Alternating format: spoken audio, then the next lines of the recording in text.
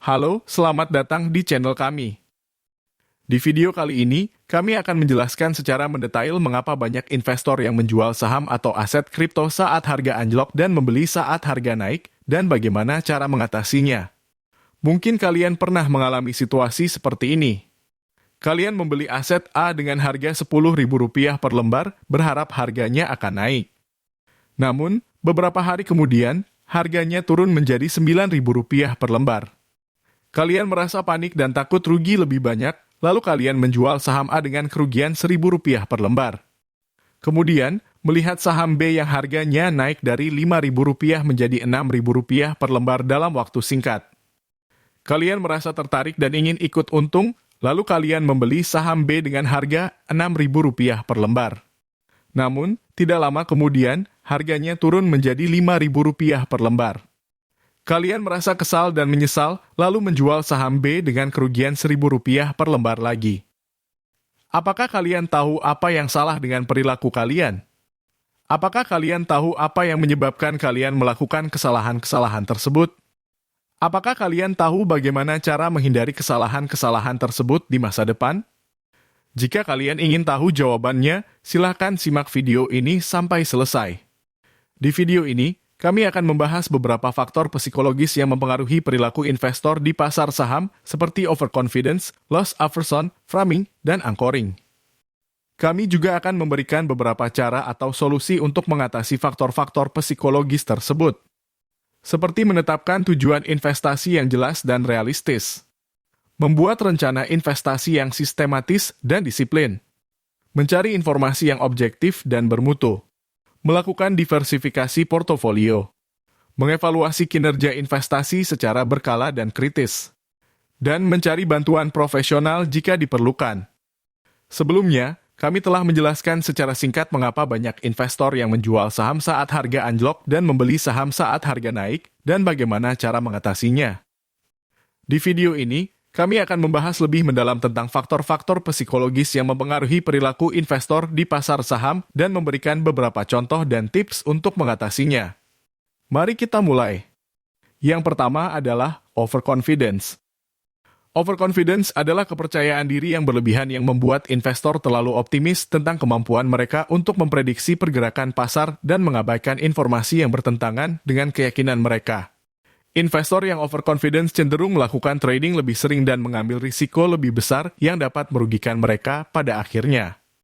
Contoh, kalian membeli aset X dengan harga Rp10.000 per lembar berdasarkan analisis kalian sendiri bahwa aset tersebut akan naik menjadi Rp15.000 per lembar dalam waktu dekat.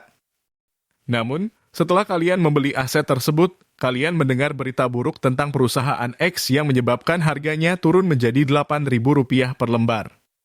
Kalian tidak mau mengakui kesalahan dan tetap yakin bahwa saham tersebut akan naik kembali. Kalian bahkan menambah jumlah saham X yang kalian beli dengan harga Rp8.000 per lembar, berharap rata-rata harga beli kalian akan turun. Namun, harganya terus turun menjadi Rp5.000 per lembar. Kalian akhirnya merugi besar karena overconfidence. Tips untuk mengatasi overconfidence, kalian perlu bersikap lebih rendah hati dan realistis tentang kemampuan kalian sebagai investor.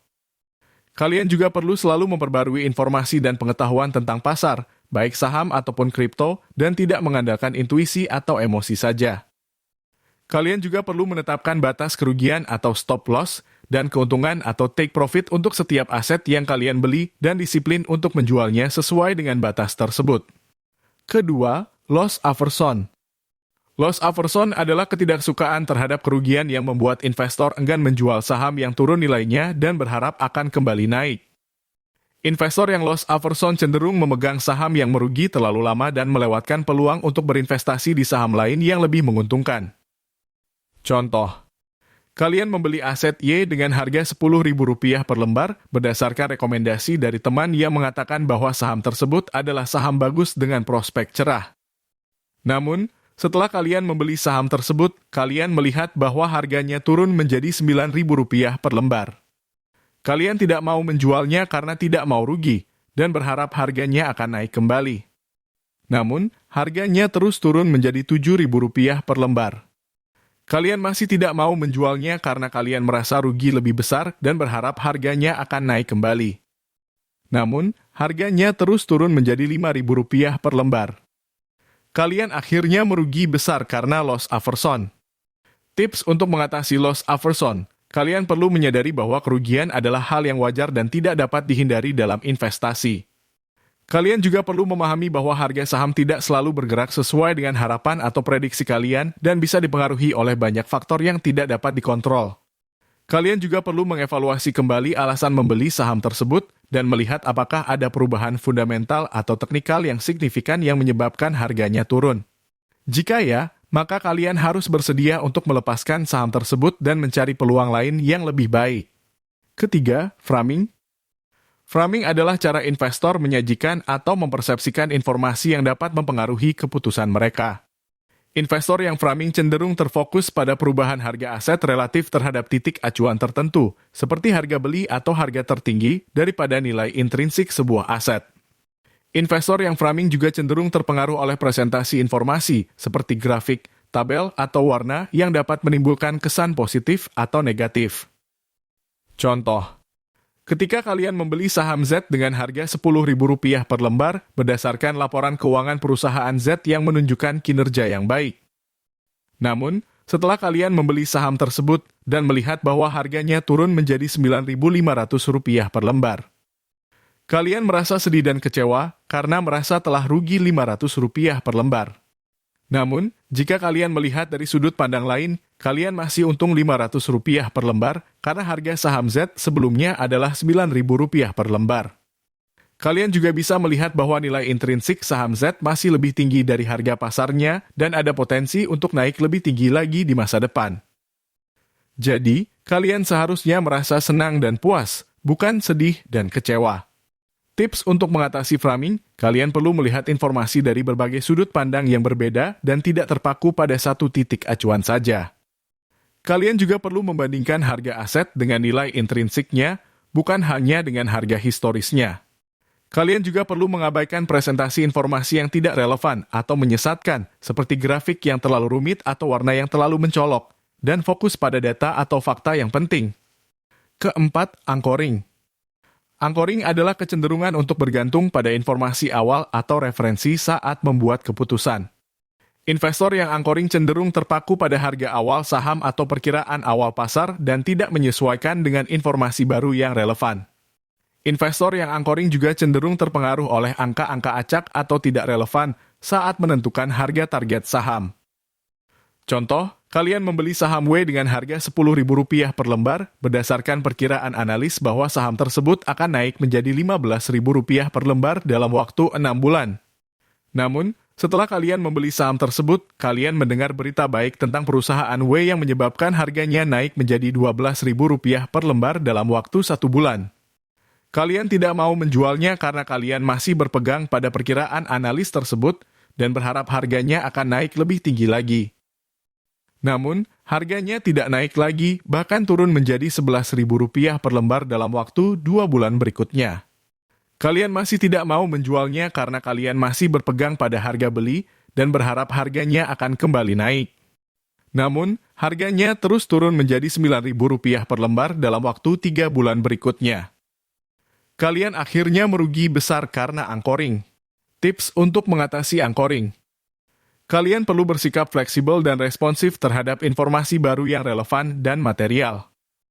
Kalian juga perlu mengabaikan informasi lama atau referensi yang tidak valid atau kadaluarsa.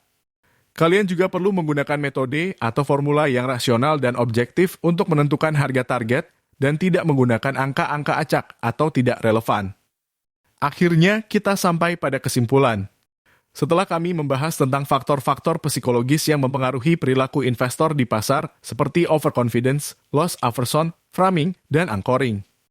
Kami juga telah memberikan beberapa cara atau solusi untuk mengatasi faktor-faktor psikologis tersebut, seperti menetapkan tujuan investasi yang jelas dan realistis, membuat rencana investasi yang sistematis dan disiplin, mencari informasi yang objektif dan bermutu, melakukan diversifikasi portofolio, mengevaluasi kinerja investasi secara berkala dan kritis, dan mencari bantuan profesional jika diperlukan. Kami harap video ini dapat membantu kalian untuk menjadi investor yang lebih bijak dan sukses di pasar saham. Ingatlah bahwa investasi saham bukan hanya tentang mengikuti tren atau emosi, tetapi juga tentang menganalisis fakta dan data, serta mengelola risiko dan return.